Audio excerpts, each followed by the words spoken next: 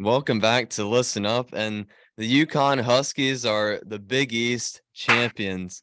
It's it might be a little hard to believe. It's not for me or for Phil, but for some of you, it might be a little hard to believe with how this the past month has been certainly. But the UConn Huskies have done it again. They've won 10 straight conference tournaments and 28 total, I believe. So just adding to their records and their championships. But UConn today in the AP poll, they moved up 2 spots to number 7, and tonight they faced number 10 Villanova for a top 10 matchup for the Big East crown, to defend their Big East crown. And Lou started off the scoring right away, had a really good first quarter until she needed to go back to the locker room to get her ankle retaped. Luckily, it wasn't an issue that lasted the whole game. It was just kind of at the end of the first quarter going into the second quarter. But Dorka and Aaliyah, along with Lou, really, really dominant in that first quarter.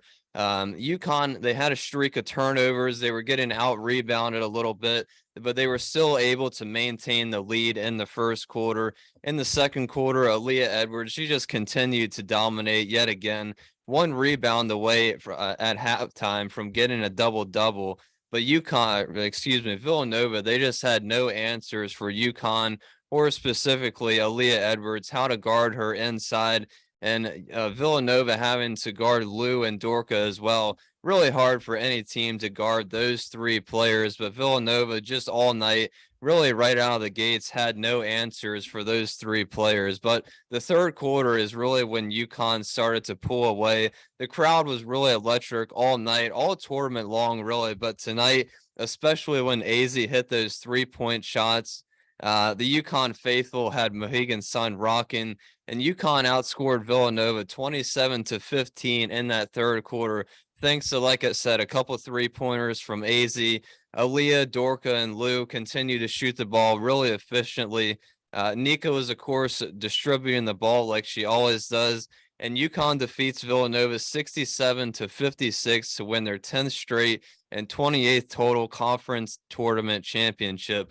Aaliyah Edwards with her 3rd straight double-double in 3 straight days, and rightfully deserved, was named the tournament's most outstanding player. But I'm just really happy for UConn. They struggled to finish the season, to get to the finish line there.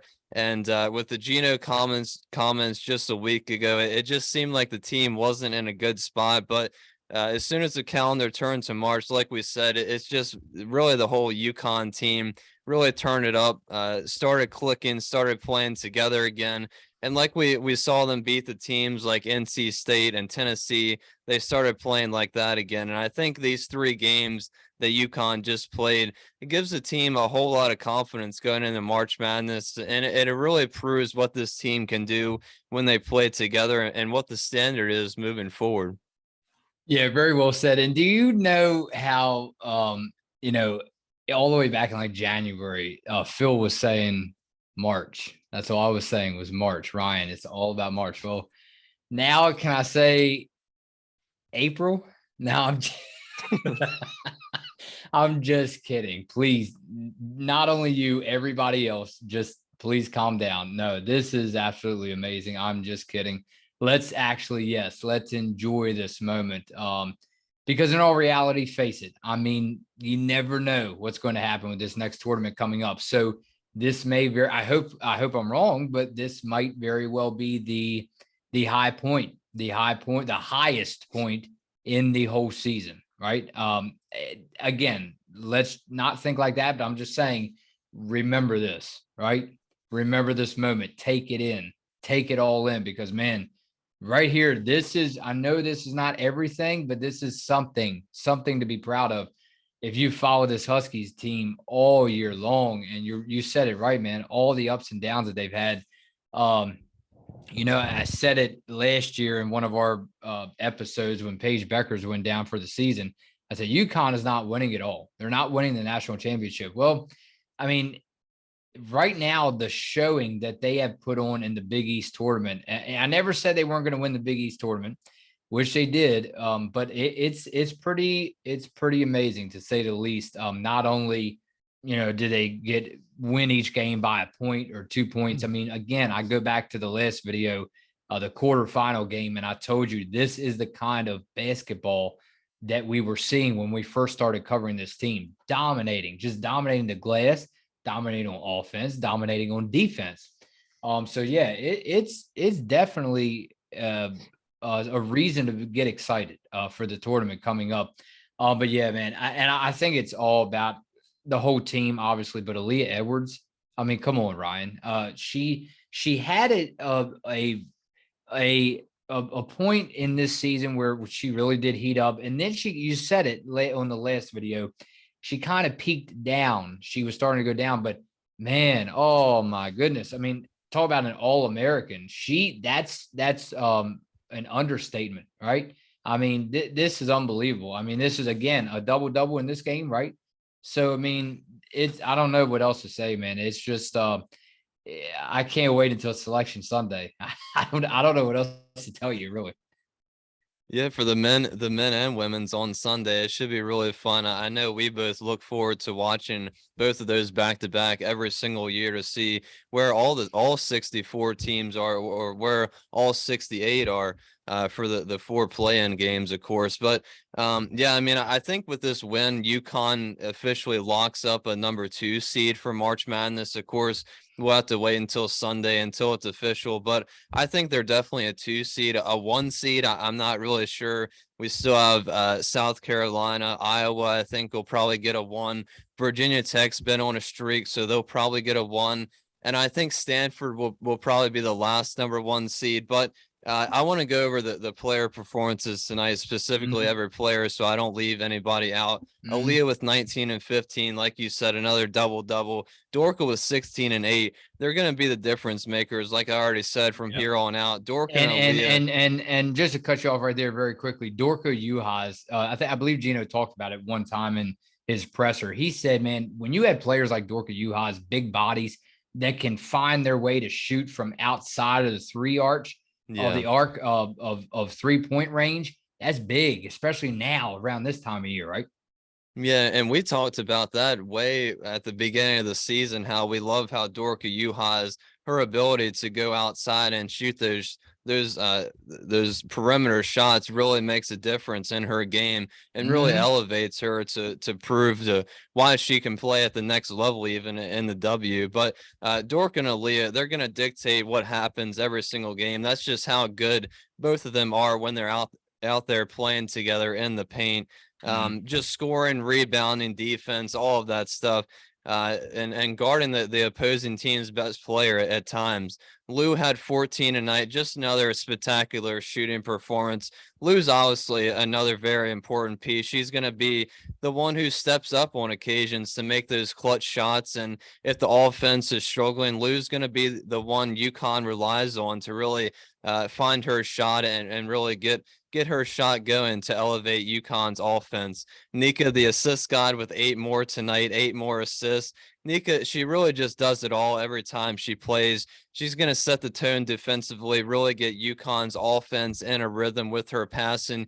UConn's passing tonight was really good as well. That's something else to talk about. Really good ball movement tonight, and also limiting the turnovers as well has been really good to see throughout this whole tournament. All 3 of these games, I think UConn really cut back on their turnovers. AZ played 32 minutes tonight off the bench, hit 3 threes and a total of 11 points. When AZ scores, it ignites. It definitely ignites the crowd, but it really just gets the team fired up and gets their offense rolling even more. And lastly, Caroline and Aubrey each played 12 minutes. Aubrey played good defense, but didn't really have much impact. Gino said she was dealing with back spasms, and that's why she didn't play the 4th quarter. So hopefully Aubrey is okay moving forward. Hopefully it's not that serious of an injury, but Aubrey, her efforts really don't show up that often in the box score, but she always plays good defense and can score, as we all know, at ease. And Caroline as well. Caroline, she didn't really have much of an impact tonight, but just like AZ, if Caroline is able to find her shot and get in a rhythm, she can be really hard to guard. So hopefully we don't get any news in the recent days or the upcoming days about Aubrey's injury being anything negative. Hopefully she'll be okay, but she is really a solid piece in the starting lineup for UConn. But just another great team win tonight. And I think this is just another boost, a huge boost, a momentum boost going forward. Yeah, I like to do something different before we end this episode, man. I like to not only focus like every other game recap. I like to do something a little bit different, Ryan. How about let's talk about this is what we live for, right? I mean, on this podcast, I mean, face it, especially with a high organization, such a high class, professional, not professional, but heck, they're close to it. They are close to it. Such a high class basketball team. Great people in this organization, right? Great people in this UConn Huskies program. So congratulations to them on a job well done. And we know the road doesn't stop here. But again, how about the memories? I'm scrolling through right now and I see Paige Beckers. She dumped a hat full of confetti on CD as she shakes her head and smirks. AZ Fudd trying to put a Big East championship hat on the dog that they were celebrating with. How about the board? You know, the stamp. It's official. They're making their way into the big dance. Aaliyah Edwards being awarded her hardware for the most outstanding player of the Big East tournament. So, man, look, it's yeah. I mean, you couldn't really draw it up any better, right? But we know this is not it, Ryan. It's coming. Selection Sunday. March the 12th at 8:00. I know you and I will have our eyes on ESPN, and we want to thank them for covering Selection Sunday, Women's Selection Sunday on ESPN.